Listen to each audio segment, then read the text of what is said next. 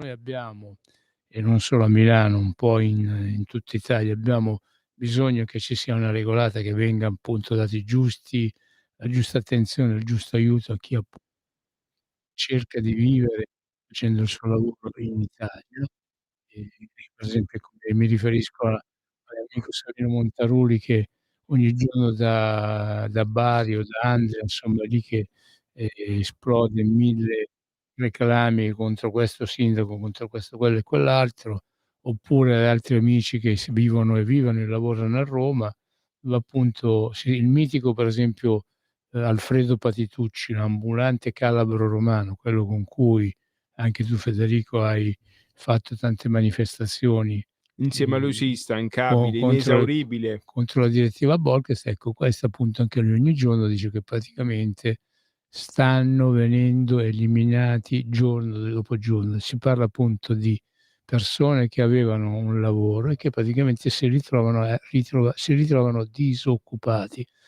Hanno fatto la scoperta, questa se l'amico Savino Montaruli mi perdonerà, ha fatto la scoperta dell'acqua calda, perché in pratica ieri denunciava che, in pratica con le nuove regole della direttiva Bolkestein, chi l'ambulante che appunto vorrà chiedere conferma della sua concessione, avrà addirittura meno vantaggi dei disoccupati. Cioè se uno è disoccupato, fa la domanda per diventare il nuovo concessionario di una anzi la di avere appunto l'assegnazione di una concessione per fare uno dei mestieri più antichi, quello del venditore ambulante, se è disoccupato ha un vantaggio in più rispetto a chi invece lo fa sempre da una vita e ci mantiene appunto le famiglie, ecco.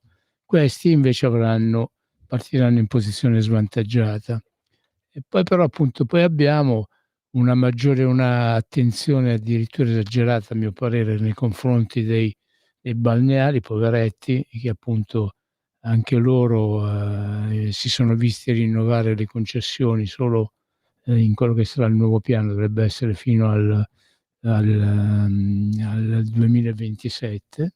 Ecco, per alcuni, si dà, la possibilità di, sopravvivere, a altri invece si decide direttamente la morte. Ecco, è quello che appunto a Milano puntualmente avviene, cioè se tu sei ricco hai la possibilità appunto di proseguire a vivere e se no t'attacchi al tram. Se tu stai in un quartiere disagiato, come può essere quello della zona di via Padova, quello di Comasina, di Quartoggiaro, quello appunto ehm, in fondo a piazza Abbiategrasso, insomma della Chiesa Rossa, i cavoli sono cavoli tuoi.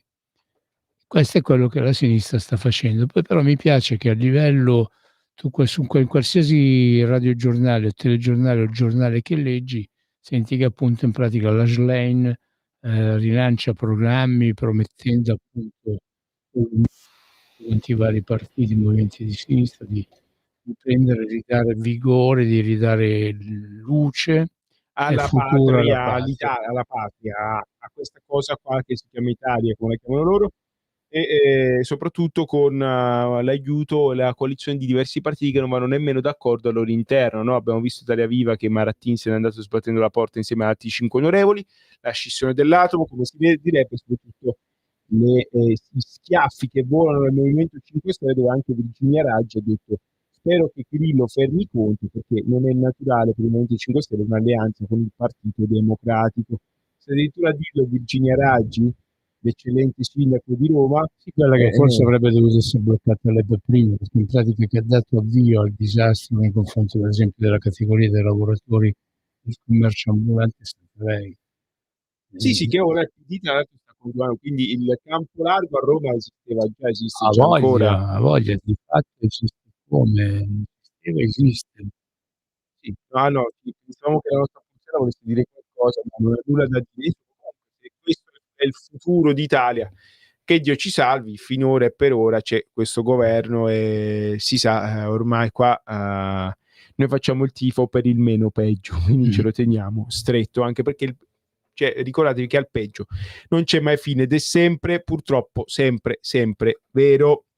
Ok, allora, ho selezionato un po' di notiziole da leggerle, no? Insomma, ehm, Sì, sì, sì, no, no, no, ecco, Sì. sto cercando di leggere, insomma, scenari economici, ho trovato di una notiziola abbastanza seria. Parliamo di cose serie, la produzione industriale cala per il 18° mese consecutivo, fino a ieri si è parlato del report Draghi, però un'economia sta già soffrendo, insomma, oltre a quella tedesca e quella francese c'è anche quella italiana che sta andando male, almeno secondo i scenari economici. Ora leggiamo un po' quello che accade. Luglio non è stato un buon mese per la produzione industriale in Italia, bisogna iniziare a intervenire seriamente sui consumi e sull'energia. Ieri si è molto parlato del piano Draghi, il documento della Comunità Europea nel quale viene presentata tutta la strategia per salvare l'economia del continente nei prossimi anni. Intanto un'economia se ne sta già andando, quella italiana. L'Istat ha pubblicato oggi i dati della produzione industriale, non sono per niente positivi, anche se ormai ci siamo abituati. Avevamo parlato la scorsa trasmissione dei pessimi dati che arrivavano dalla Germania, e quindi a quanto pare se Berlino piange Roma non ride, come si direbbe. Milano non ride, ma Milano, come abbiamo solo con la cronaca, già piange alla grande. Figuriamoci con il resto. A luglio 24 si stima che l'indice destagionalizzato della produzione industriale diminuisca dello 0,9%, attenzione, dello 0,9%, rispetto a giugno. Nella media del periodo maggio-luglio si registra un calo del livello di produzione dello 0,4 rispetto ai 3 mesi precedenti. L'indice destagionalizzato mensile cresce su base congiunturale solo per l'energia, più 2,3%, chissà perché, mentre cala per i beni intermedi, meno 0,7%, i beni strumentali, meno 1,2%, e beni di consumo. Insomma, sembra che la produzione industriale qua non vada tanto bene. Insomma, vado avanti con l'articolo perché sennò vi faccio imbriacare di numeri. Insomma, sono 18 mesi che non vi è un dato di produzione industriale positivo anno su anno, e avevamo visto, guardate caso, che anche in Germania le cose andavano male da una data particolare, febbraio 2022, cioè udite udite l'inizio della guerra all'Ucraina, la guerra che piace tanto a Mario Draghi e ai tanti amici del PD e a tanti folli che dicono che bisogna rispondere, bisogna insomma fare l'escalation contro la Russia perché tanto Putin è un cazzaro, bisogna metterlo a spalle al muro. Magari bisogna metterlo ricordiamo che la Russia ha sempre 6.000 testate nucleari. Ecco, mi sembra un po' una cazzata, ecco, scusate, e ve lo dice lo sparacazzate, mettere alle spalle al muro uno che comunque ha la possibilità, qualora la sua nazione venisse minacciata, di utilizzare uno dei principali arsenali nucleari al mondo. Beh, c'è stato Zelensky che l'altro giorno, appunto, quando ha partecipato a quell'altro vertice, ha detto che in pratica lui doveva essere autorizzato a usare le armi che Le noi stesse armi altri che gli la diamo Russia ha, per insomma. colpire appunto a fondo anche in Russia. Ha detto che comunque se lui fosse autorizzato in pratica risolverebbe il problema lui in 448. Io stamattina ho letto da qualche parte invece la notizia che lui Zelensky ha istituito un ministero per andare a rintracciare, a riaccappare i disertori e i renitenti alla leva, cioè tutti quegli Sì, ucraini e poi che sono l'abbiamo sparsi per trovato il su mondo. Repubblica questa Sì, notizia qua, nemmeno a farla apposta, che è uno dei giornali che fa di più il tifo per sì. l'escalation, per la vittoria ucraina, insomma, per il fatto che l'esercito ucraino marci nella piazza rossa di Mosca. Vi lascio immaginare a voi se è una cosa possibile. Ecco, ricordiamo che la Russia, che a noi piaccia o meno, ha un arsenale nucleare di 6.000 testate, una potenza nucleare, quindi prima che qualsiasi evenienza del genere accada, credo proprio che andrebbe a utilizzarle. E vi dico anche che chi verrebbe colpito oltre all'Ucraina, i paesi tipo l'Italia, che forniscono armamenti nel caso in cui vengano utilizzati per offendere la Russia. Sappiamo che il governo italiano ha sempre detto no, per difesa sì, ma per offendere no, ma sappiamo anche a Kiev se ne sono fregati e li hanno più volte utilizzati. Sì. Ecco, quindi vi lascio immaginare, siccome il treno in corsa contro il baratro continua a prendere velocità, persino in discesa ora vanno i binari, vi lascio immaginare insomma la cosa. Sono comunque, oltre questa meravigliosa guerra che sta facendo l'Europa unita, insomma, che finalmente l'Occidente ci ha dato un'identità, ora sappiamo quello che siamo. Non lo so, E dove dobbiamo andare? in teoria siamo quell'ultima cena LGBT che avevamo visto a Parigi, quello ho capito. Ovviamente un saluto ai Man Cave, grandissima. Sono 18 mesi, continuo con l'articolo, che non vi è un dato di produzione industriale positivo anno su anno. Capiamo che non è una situazione facile, ma bisognerebbe iniziare a fare qualcosa. È di serio. Se analizziamo i dati Istat di luglio è evidente che il primo punto è il rilancio della produzione dei beni di consumo. Ricordiamo che, al contrario di quanto pensino a Bruxelles con le auto elettriche, si produce perché i consumatori vogliono, pensate un po', e possono comprare i prodotti. Quindi, se si vuole migliorare la produzione industriale, un buon modo è aumentare la capacità di acquisto dei cittadini. Lasciamo ai lettori pensare come questo sia possibile e ricordiamo ai lettori che veniamo da 2 anni in cui c'è l'inflazione galoppante che ha ridotto la nostra capacità di acquisto. Evidentemente la produzione industriale cala perché tutta questa voglia di consumare qua da noi in Europa non c'è. Poi c'è un problema di competitività dell'industria italiana. Dato che siamo corretti, utilizziamo sulla base del loro interesse e della loro correttezza, per cui prendiamo il seguente grafico proveniente dal report di Mario Draghi, non lo potete vedere. Sembra un po' la pubblicità di quello là dell'assessore che ora va, mandiamo il videoclip in diretta e dice sì, ma questo è uno spot radio. Ecco, più o meno è la stessa figura di M, però andiamo avanti. Insomma, il costo dell'energia per l'industria italiana è più del doppio che in Svezia e in Finlandia ed è molto più alto che in Germania e in Francia. In Germania è già bello alto, attenzione, dato che poi le aziende devono compensare da qualche parte, lo fanno sul fattore lavoro e quindi che succede? Pagano poco e male o addirittura in nero gli operai. Ecco perché, spiegato in poche parole, perché in Italia gli stipendi sono più bassi e quindi noi invitiamo il governo, che è tanto attento, almeno i governi passati e il governo attuale, che sono stati molto attenti sulla direttiva Bolkestein, sul fatto che, come dice la sinistra, il problema in Italia sono i taxisti, sono gli ambulanti, i balneari, loro sono il problema, per questo che l'Italia non è competitiva. Sì, andiamo in pubblicità subito, però uno dei problemi di questo paese è il traffico, mi sembra Johnny Stecchi, no, non è il traffico, oppure l'Etna, e chi sto vulcano che insomma sta sempre là e non sappiamo mai che fine dobbiamo fare. No, non sono il traffico e l'Etna i problemi di questo paese e non sono nemmeno i mercati o le spiagge e i taxisti. Il problema di questo paese è che i vecchioli, la corrente costa troppo. Chi sto il problema? E avendo insomma salutando tutti gli amici siciliani all'ascolto, che sicuramente confermano meglio di me che il problema non è il traffico e non è l'Etna, andiamo subito in pubblicità e ritorniamo subito. Pubblicità. Ehi tu, non trovi più il segnale di Radio Libertà sulla tua radio DAB? Non disperarti, risintonizza. Sì, ma come? È facile, tasto menu, poi scegli il tasto corrispondente alla ricerca automatica dei canali, attendi qualche minuto e tutte le stazioni DAB della tua zona saranno disponibili. Stai ascoltando Radio Libertà, la tua voce libera, senza filtri né censura. La tua radio. Grazie ragazzi, risalutiamo gli amici, cioè i nostri superbi registi. Un giorno li costringeremo a fare la trasmissione con noi, che a loro piaccia o meno, perché siamo armati di cattive intenzioni, come dice sempre il mio amico Mimmo Magnetta. Ok. Scherzo, ovviamente, ecco. Ci stanno scrivendo un romanzo. Sì. Ora leggiamo qua i WhatsAppoli come è giusto. Ricordiamo il numero, il 340 6709.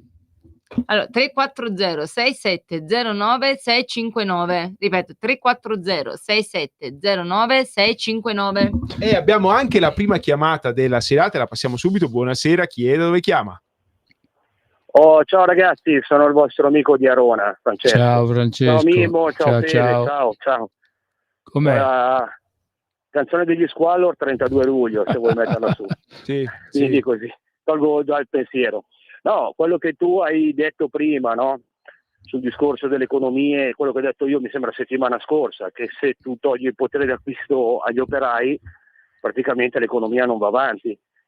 O se no ci sono queste multinazionali che, notizia di settimana scorsa, c'è una fabbrica di cioccolato a Verbagna in centro, ovviamente Intra, che Verbagna è formata da vari posti, che è chiamata Verbagna, comunque Intra sarebbe diciamo il centro di Verbagna, che pronti via, è una multinazionale tedesca, lascia a casa mi sembra 150 dipendenti, così tra il cielo e l'oscuro. Gli è arrivata la comunicazione se non erro, martedì mattina scorsa o mercoledì mattina scorsa, e adesso si stanno attivando un po' tutti i tavoli per vedere un po' di far tornare un po' a far ragionare questa multinazionale e vedere un attimino un po' il discorso dei dipendenti. C'è gente che ha famiglia, c'è gente che ha il mutuo, c'è gente che ha figli, c'è gente che ha problemi di salute e deve pagarsi delle cure, e purtroppo si ragiona così. Ormai il mondo del lavoro è stato praticamente lasciato senza regole, che si può fare da parte di chi vuole quello che si vuole dei propri dipendenti, e senza tutele, senza tutele. Infatti quando si va ai vari rinnovi del contratti vari di categoria, cioè anni fa si andava a cercare di avere qualche tutela in più e qualche soldino in più. Ecco, siamo arrivati, io lavoro nel settore metalmeccanico, che dobbiamo cercare di mantenere un po' ancora quelle tutele che ci sono arrivate dai nostri genitori, da chi c'è stato prima di noi negli anni 60, 70, con insomma un po' con i sindacati che all'epoca funzionavano un attimino, però poi dopo come soldi non si può andare a chiedere niente, perché ti dicono ancora un po' è già buona che ti tengo qua a lavorare e che ti do uno stipendio, accontentati di quello, solo che purtroppo la vita diventa sempre più cara, e con quello che ha detto anche il Draghi, vediamo un attimino un po' cosa salterà fuori, che qua ci toccherà tirar fuori i soldi. Ho già capito dove vuole andare a parare, sui conti correnti i nostri soldi, come già ormai è già stato fatto anni fa, in una notte di mezza estate, che pronti via ti fanno una bella imposta, l'1 per 1000, 2 per 1000, 3 per 1000, e un po' di quei soldini che magari tenuto lì, che dovevi fare qualche acquisto o non si sa mai, ti vengono portati via così senza d'amblè. Vabbè, comunque voi fate bene a fare questo programma, a dire sempre queste notizie, specialmente anche su Milano, che con la violenza che c'è, io negli anni venivo a Milano anche a farmi un giretto, comprarmi dei vestiti, all'epoca compravo anche i dischi, stavo in via Torino, in vari negozietti così, ma vi dico la verità, e venivo anche giù in radio, quando era ancora Radio Padania, sono giù tante volte. Beh, volendo puoi venire, volendo puoi tornarci ora, ancora. Noi siamo sempre qua. È un po' strano lo studio però, nuovo rispetto a quello vecchio, che era tutto in amianto, era bellissimo. Purtroppo c'è ancora, sembra tipo Pripyat, quella meravigliosa cittadina vicino a Chernobyl, è uguale identico, ci sono ancora le maschere antigas buttate a terra e le cacche dei topi, però è qualcosa di meraviglioso. Sono stato lì anche a Radio Libertà. Comunque vi dico la verità, ho paura a venire giù, e ho 50 anni, sì. non mi sento a mio agio venire giù a Milano. Non lo so, speriamo che mettano un po' a posto la sicurezza, perché sta diventando veramente un far west voluto appunto da l'esimio Sala, che l'hanno votato, e chi non è andato a votare non può dire niente, ma è colpa anche sua se c'è lì. Pensateci bene il prossimo giro a chi mettere lì ad amministrarvi. Vi saluto e vi voglio bene, mi raccomando di squallo. Ciao. Sempre. Facciamo i complimenti, perché ha una voce da ragazzino, altro che 50 anni. Lo facevo però un giovane trentenne. Io gli Squallor li ricercherei subito. Sì, allora li ricerchiamo. Se no, tu sei l'esperto tecnologico, abbiamo la nostra social manager. Allora, grande richiesta di mandiamo. Ecco, gli facciamo una volta c'era la Monti che faceva sto sì, non è proprio la stessa cosa, perché noi siamo il peggio del peggio di questa trasmissione. Comunque Squallor, a Milano, in effetti 38 luglio qua dice 32 luglio, invece qua c'è, vediamo, clicchiamo qua e poi chiediamo 38 luglio, non dice 32 luglio, qua dice 38 luglio. Beh, allora iniziamo un po' con gli Squallor. Chiedo alla regia se è possibile, mandiamo un 30 secondi di Squallor, dai, va bene. Se può fa, dicono. Se può fa, allora famolo. Squallor.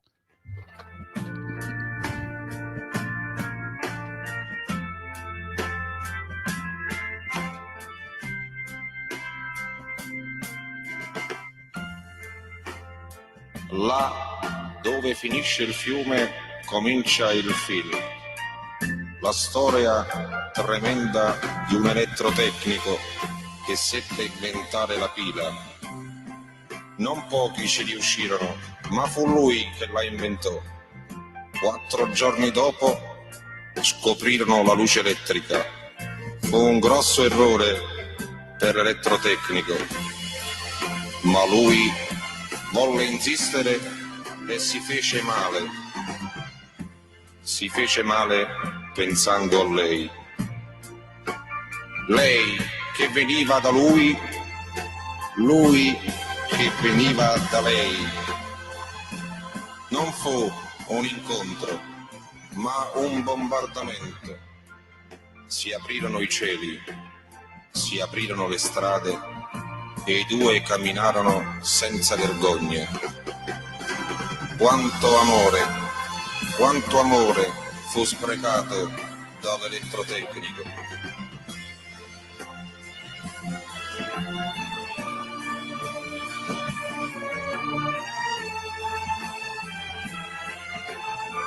Ci sfumiamo? Casca proprio a fagiolo, un capolavoro, oserei dire, un capolavoro davvero. Complimenti a Francesco Darona per tutto, sia per la voce che per la canzone che casca a fagiolo. E andiamo avanti allora con quello che avevamo un po' anticipato, cioè insomma, con la novità della giornata.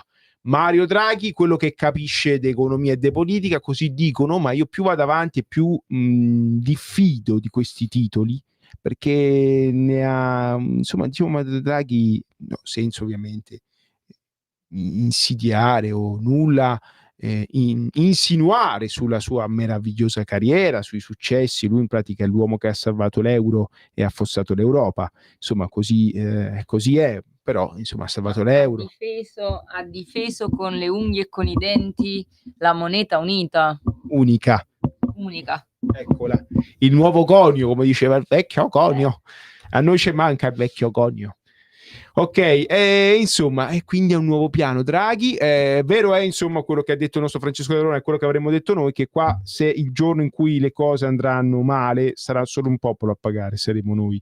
E ci toglieranno tutto, perché sappiate che in Europa le case ce le hanno in affitto, non di proprietà. Invece noi siamo il primo paese d'Europa con la casa di proprietà, e siamo il primo paese d'Europa, in particolare abbiamo l'area d'Europa che ha i conti correnti più alti, quindi tutto patrimonio aggredibile per aiutare gli amici Francia e Germania quando salterà tutto, perché arriverà il giorno, come diceva Fra Cristoforo nei Promessi Sposi, l'Italia che è un laboratorio politico, noi avevamo già previsto tutto nell'800 con Alessandro Manzoni. Arriverà quel giorno, cari amici a casa. Mimmo? No, appunto, comunque sia Draghi in pratica continua a ritirare fuori la stessa minestra trita. Sì, dobbiamo anche spezzare le reni alla Russia, ha detto Draghi, come disse qualcuno. Francesco Darona si riferiva quando fu amato che ci mise le mani in tasca. In verità non fumano ad entrare nell'euro, fu l'euro entrare in noi, certo. E non vi dico come è entrato in noi, vi lascio immaginare i pertugi in cui si è insinuato l'euro e come nottetempo. Quindi, cari ragazzi, non sono io volgare è l'euro che entra in quella maniera là. Vi sfido a chiamarmi allo 0292947222 e dire che sono io il volgare, cari amici a casa. Qua è il contrario, loro sono i volgari, perché il posto in cui entrano le cose è sempre lo stesso, e ve lo lascio immaginare. E comunque appunto infatti è sempre lo stesso il posto in cui entrano, e sono sempre le stesse persone, sempre la stessa tipologia di persone che poi se lo ritrovi in quel posto. E poi invece accade che per esempio gli extra profitti alle banche prima si parlava di applicare gli extra profitti alle banche, poi è sparita sta cosa. Quando c'hai chi un tocca partito, gli extra profitti delle banche muore. Quando è un partito al governo che è riferimento, oltre di Mediaset, anche di Banca Mediolanum, perché la famiglia che ha creato quel partito è azionista di maggioranza relativa di Banca Mediolanum, cari amici a casa. Però hanno rotto anche coi, diciamo, la famiglia Berlusconi, che ringraziamo, e che anche sappiamo che il povero Silvio si sta rigirando nella tomba. Silvio, l'ha fatto per noi Silvio, visto quello che sta accadendo, visto che gli vogliono anche vendere il Monza, poverino. Lui una cosa ci teneva, andava a vedersi le partite del Monza, anche quello ormai sta per cadere, anche perché era riuscito a farlo arrivare pure in Serie A. Dopo allora c'ha Marina che sta diventando di sinistra, Marina Berlusconi, Pier Silvio che ha cacciato via tutta la patata da Mediaset, tutta la patosa. Però ha lasciato le serie turche. Però l'ho detto già. Se ci avviciniamo al microfono così anche a casa sentono. Sì, ho detto però ha lasciato le serie turche. Ecco, io le serie turche non le conosco, io non le ho mai viste. Che roba è? Terre Amara, tutte quelle cose là. Quelle sono turche? Sì, sono tutte serie turche. Io pensavo che fossero campane. Pure Mimmo se le guarda. Pensate, quando un successo incredibile, salutiamo gli amici turchi all'ascolto, che sono tantissimi, siamo la trasmissione più ascoltata dell'Anatolia, ci dicono. Quindi meraba a tutti gli amici turchi.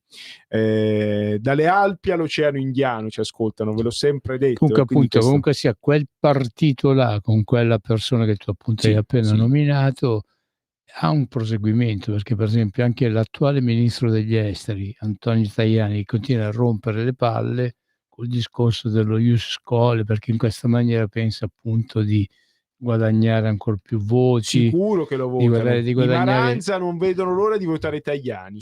Sì, sicuramente i diciottenni extracomunitari che verranno appunto inglobati con la cittadinanza onoraria, se dovesse passare una cosa del genere, sicuramente il voto ad Antonio Tajani glielo daranno. Perché appena diventeranno cittadini, pensate il piano malefico di Tajani, perché appena diventeranno cittadini italiani inizieranno a capire il bello della giustizia italiana, no? La persecuzione politica dei soliti magistrati di sinistra. Ecco, e così allora diventeranno automaticamente tutti di Forza Italia. Questo è il piano di Tajani, ce l'hanno appena scritto su WhatsApp. No, scherzo, a proposito, nemmeno a farla apposta mi è arrivato un WhatsApp e lo leggiamo subito, come è giusto.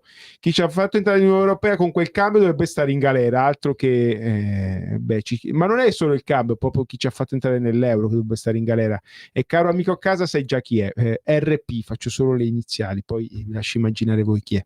Insomma, ok, allora leggiamo, andiamo avanti con la mia rassegna stampa oscena di cose che non si dovrebbero sentire. Comunque sempre là, nemmeno a farla apposta, stiamo continuando un po' nel filone della settimana scorsa, dove leggevamo le dichiarazioni stupide dei Gentiloni, dei Macron, degli Scholz davanti ai risultati in Europa quando si va a votare, che continuano a premiare i partiti, guardate caso, populisti.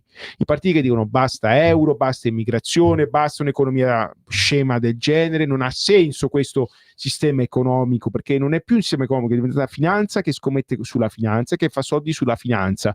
Non è una cosa che è mai esistita nella storia della faccia della terra, un'economia che vive di scommesse e che scommette su se stessa, sui titoli che scommettono su altri titoli. È una porcata, non è nemmeno il capitalismo, è il cosiddetto turboliberismo che di fatto si è incartato. E quindi che succede? In Germania Alternative für Deutschland è il primo partito, l'alleanza Sarah Wagenknecht, che è l'estrema sinistra, però che non piace ai poteri forti perché è contro l'immigrazione, contro la guerra in Ucraina, è il secondo partito. Comunque il terzo, scusate, dopo i Cristiani Democratici, però un partito che è nato in pochissimo tempo e già si è gonfiato in quella maniera là. E in Francia il Rassemblement National e l'estrema sinistra sono rispettivamente il primo e il secondo partito, ed entrambi dicono questa Europa basta porte aperte in questa maniera qua, basta guerra in Ucraina. Allora qualche problema c'è, o sono scemo io, sicuro, o qualcuno in Europa deve uscire dai palazzi, deve andare a contatto con la realtà. A proposito di persone che hanno problemi con la realtà, vi leggo questo trafiletto che ho trovato, quello che scrive Alberto Bagnai, senatore della Lega, ottimo insomma economista, professore qua di casa, Alberto Bagnai, con Goofy Numix, ricordo il suo blog meraviglioso. Alberto Bagnai scrive sul piano Draghi e scrive: io sarei tranquillo, perché come sempre fino ad oggi sarebbero gli stessi elettorati tedeschi a opporsi a qualsiasi soluzione comune, cioè con i nostri soldi. Ok, quindi caro Francesco, secondo Bagnai potremmo stare tranquilli perché anche loro dovrebbero pagare, e i crucchi di pagare per noi o per i mangialumache che gli stanno a fianco non ne hanno voglia. Il problema però è che ora anche i tedeschi stanno prendendo coscienza di essere quella cosa che vi spiegai tanto tempo fa. Insomma, qua c'è un link, lo leggiamo, almeno il titolo, così capiamo cos'era. I cretini e il saprofita di Europa. Ecco, finisco qua, non voglio andare avanti. I nostri 5.000 miliardi di risparmi gli servono. Ok, lo rileggo. I nostri 5.000 miliardi di euro di risparmi gli servono, lo stanno capendo, e il fate presto di Draghi su soluzioni comuni, cioè con i soldi nostri, è in parte frutto di questa nascente consapevolezza. Lo rileggiamo questo: i nostri 5.000 miliardi di euro di risparmi gli servono, amici, hanno bisogno dei nostri soldi. Si sono accorti allora che le cose vanno un po' e vi lascio immaginare cosa. Lo stanno capendo, e il fate presto di Draghi su soluzioni comuni, cioè coi soldi nostri, è in parte frutto anche di questa nascente consapevolezza. Non che mi piacessero di più, ma erano senz'altro più innocui quando tutti i tronfi segavano il ramo su cui erano seduti, convinti che non si sarebbe mai spezzato, negando agli altri quella solidarietà di cui oggi hanno disperato bisogno.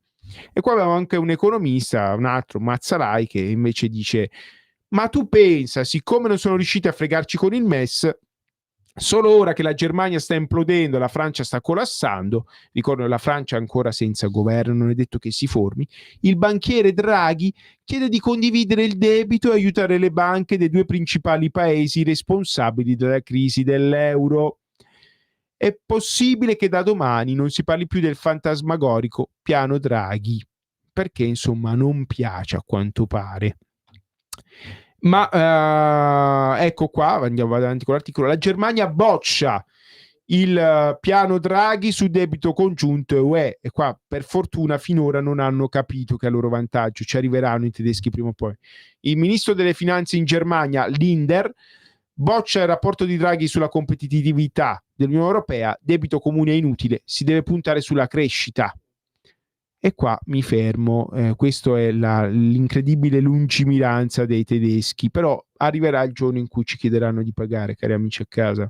Arriverà il giorno, mi raccomando, voi dormite quel giorno, state bene a casa seduti, non fate niente e votate sempre gli stessi. E noi per i tedeschi abbiamo pagato tanto, come abbiamo pagato tanto anche per la Francia, perché per esempio tutti i soldi che abbiamo cacciato fuori per le scelte a capocchia fatte dal governo tedesco sugli investimenti, sui fondi presi in Grecia, ma andando ancora più indietro, la riunificazione tedesca l'abbiamo pagata noi.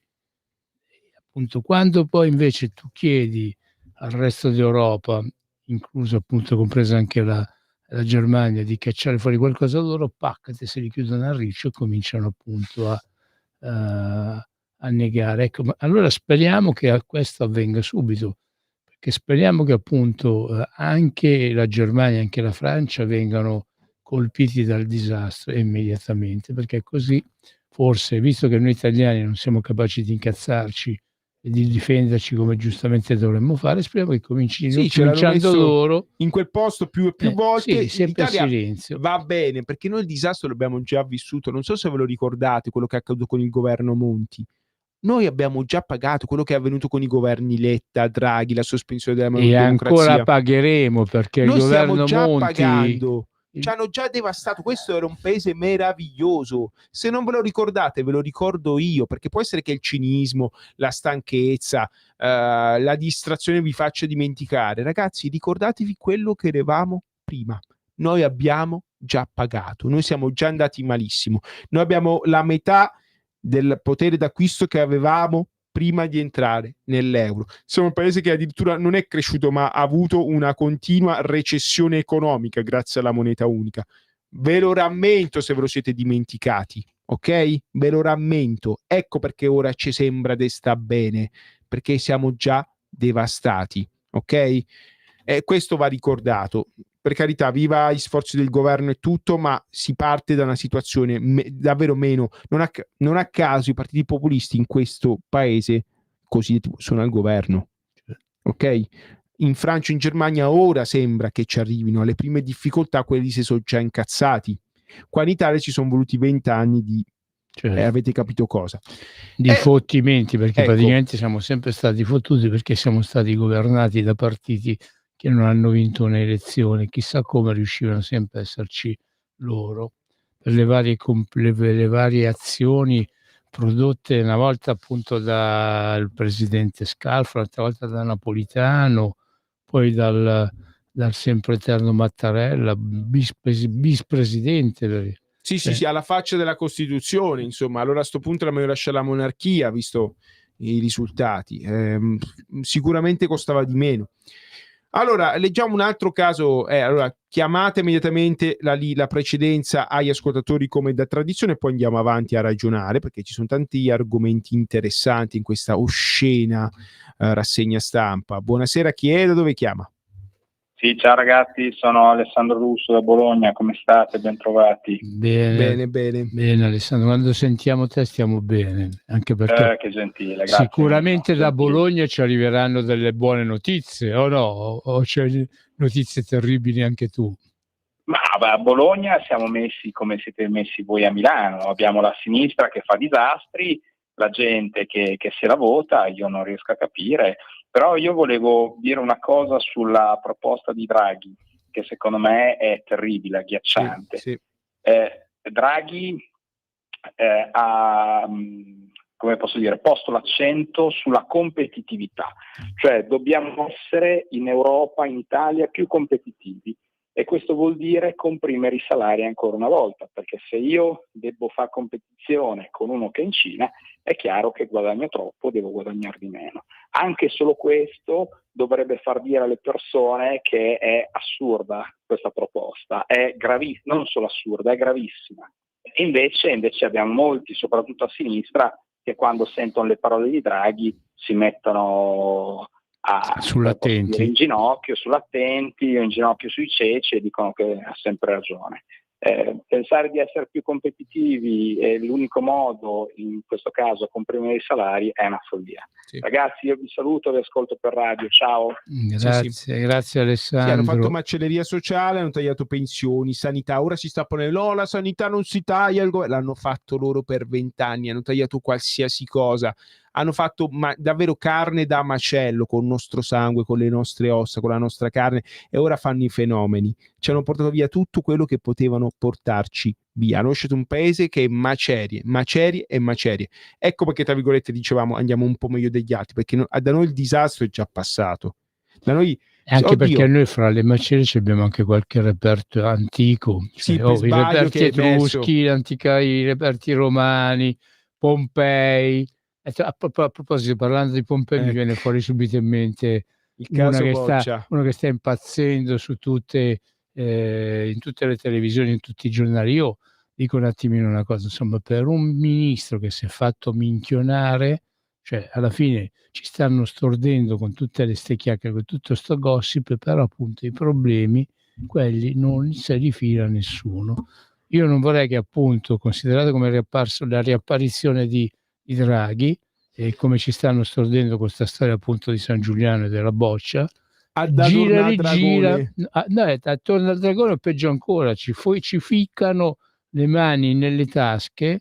A me poco male, perché tanto io ecco qua siamo in zona Cesarini e dalla regia ci fanno segno che abbiamo l'ultima telefonata. Invito l'ascoltatore a essere incisivo e rapido. Buonasera, chiedo dove chiama. Ciao, sono Mauro di Reggio.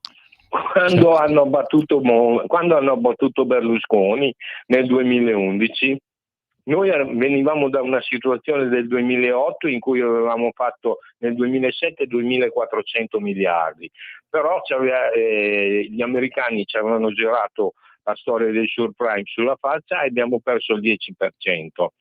Monti ha preso in mano un paese che aveva 1.907 miliardi di debito, la disoccupazione all'8% e lo spread a 5,75. Quando è andato via dopo 16 mesi, dopo un anno e mezzo, c'era lo spread a 520, si era fatto 140 miliardi di debito e avevamo la disoccupazione che era andata al 10%. Con la CNN si lodava per il fatto che, essendoci arrivato lui, aveva abbattuto i consumi.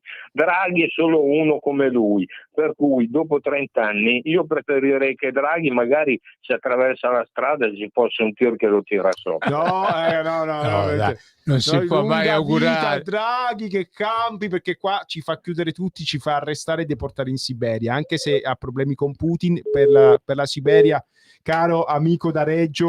L'ultima boiata che ha detto Draghi è che ci sarebbe bisogno di un piano Marshall ancora, sì. Mica ne abbiamo avuta uno. Per riarmarci. Dici, no, perché ne abbiamo avuto uno nel 45, perché qualche bastimento di stracci vecchio, di cibi scaduti, noi siamo ancora schiavi della NATO, degli Stati Uniti, sì. Ancora un altro piano Marshall, no, basta, insomma, che speriamo che arrivi un bastimento carico di pilu per tutti. Ormai pure quello è fuori moda. Allora speriamo che insomma sono mala tempora current, sono davvero brutti tempi, insomma. E comunque noi siamo sempre qua a denunciare tutte queste malefatte che vengono propinate a questo povero popolo italiano, che appunto ormai non c'è manco più la forza di andare a votare, Sì. no? Sì, però siamo in chiusura ormai, però vi voglio leggere, se Roma piange, Caracas non ride. Vi leggo l'ultima notizia, così ridete un po' e state bene con il cuore, perché c'è un popolo che sta soffrendo, che è quello del Venezuela, c'è una nazione che è il Venezuela, che davvero sta da anni male, e c'ha un presidente che è meraviglioso, sta superando Zelensky addirittura. Ma è quello Maduro, ma è duro, è duro il presidente. Ma è duro Maduro per decreto anticipa il Natale al 1° ottobre. Lui dice il presidente venezuelano pensa di ringraziare il paese facendo iniziare il Natale il 1° ottobre, e in TV ha detto che a settembre c'è già il profumo di Natale, cerca così di nascondere i problemi del paese. Allora non succede solo in Italia, ecco, che si inventano cazzate tipo la Madonna tipo quella di Pompei col ministro, cioè appunto tutto il mondo del paese in pratica, insomma, dove ti giri c'è sempre quello che prende e ti presenta il fottimento sotto veste di premio. Ecco, quindi come ben vedete, insomma, almeno in Venezuela ridono, si inventano qualcosa di nuovo. Quindi Draghi, tu inventati qualcosa per Natale. 1° ottobre è troppo tardi, ti hanno già superato. Noi vogliamo il Natale a Ferragosto. Dai Mario. E perlomeno comunque sia Mario, se devi inventarti qualcosa lascia stare i piani Marshall. Ecco. Dai, sei troppo intelligente, sei troppo studiato per andare a tirare fuori una cosa che è già stata usata 80 anni fa. Ecco, un ascoltatore ci dice: Cossiga parlando di Draghi disse un vile affarista. Ecco, noi non aggiungiamo altro, io ho solo riportato un messaggio di un ascoltatore, il diritto di cronaca, così si dice. Ringrazio Mimo Magnetta, la nostra social manager. Buonasera. Grazie a tutti per l'ascolto, abbiamo trasmesso una serie di messaggi interessanti, restate sempre qua all'ascolto su Radio Libertà, grazie alla nostra monumentale regia. Un bacione a tutti, buona serata, martedì prossimo se Draghi lo vuole. Ciao! Ciao!